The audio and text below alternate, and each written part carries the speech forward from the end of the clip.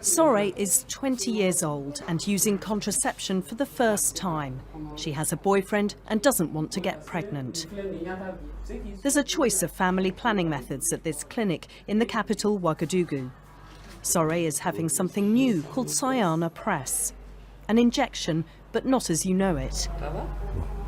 The pre-packaged device means there's no need for the health worker to prepare a needle and syringe, so there's no risk of spilling liquid or the needle being reused afterwards. A simple squeeze of a plastic bubble, and Sore gets the protection she wants for 3 months. She doesn't want to get pregnant. She says she wants to get married first. This clinic has been using Sayana Press since June. The simplicity of the device means health workers can be trained more quickly. And the midwife who helped Sore says it's more acceptable for women in rural areas. For women living in the bush, there's an advantage. Normally for other injections, you have to put them in someone's bottom or the top of their leg.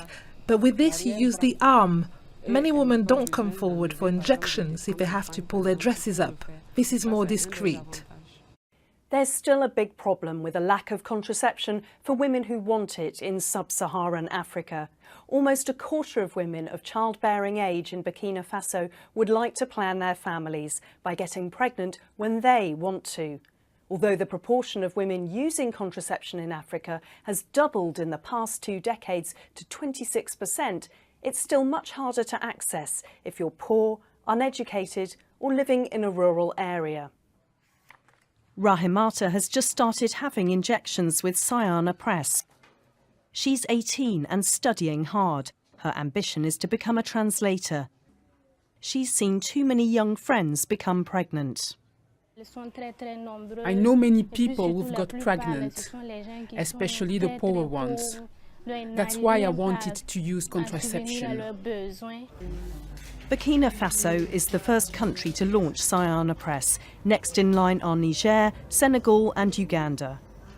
The launch comes after many years of work at the organisation behind the contraceptive's design and money from international donors. Burkina Faso was one of 4 countries identified for this initial pilot introduction as an outgrowth of the 2012 Family Planning Summit that took place in London. Women in Burkina Faso have 6 children on average.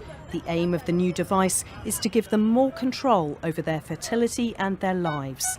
The makers of Sayana Press hope that one day it could be used by women to inject themselves with contraception at home.